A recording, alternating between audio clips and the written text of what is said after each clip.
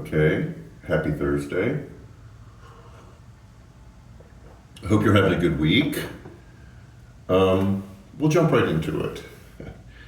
The passing of Pope Francis has caused me to become a little bit reflective for a couple of reasons. First of all, I was given a medallion that hangs from my rearview mirror a long time ago. 15, 16 years ago, maybe even longer, before Francis became, or who became Francis became the Pope.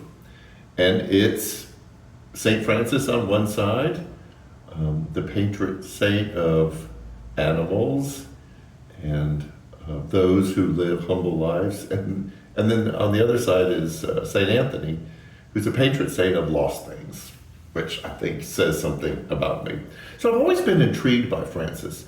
And so his passing has caused me to become reflective personally, but also for New Community Church, because the conversation going around now is, what is his legacy? What is he remembered for? And that's a great question that we all could wrestle with. Like, what do you want to be remembered for? And then if you're involved in New Community Church, what do you want us to be remembered for? And this is what I've heard about Pope Francis. That it's a mixed legacy, which is interesting, with a primary focus. The people on the far left have been disappointed with Pope Francis because they didn't feel like he pushed the changes structurally enough.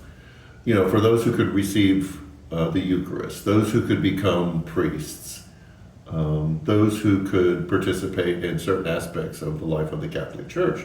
So the far left wasn't happy because he didn't push through structural changes. The far right wasn't happy because he didn't come across as the protector of truth and doctrine. And the two prior popes, John Paul and Benedict, were much more focused on doctrine and protecting the teachings of the church. So the far right wasn't happy with him because they didn't feel like he protected doctrine enough. So what is Pope Francis known for? And this is what's interesting, and this is what I hope we will wrestle with. Pope Francis was known for being for people. And I think that's a huge deal. That even though he didn't push through the structural change that many wanted, and although he wasn't constantly pounding whatever they call their pulpit, preaching doctrine and truth, that his life exemplified being for people, for everyone. And if I want to reflect on that personally and then reflect on that for New Community Church, that is what I want said about us, that we were for people. And I look at this church, the short period of time that I've been here. Easter Sunday was absolutely fantastic. We had another baptism. It's been our third baptismal service in just a little over a year. Yesterday, well, let me go back to the Easter service.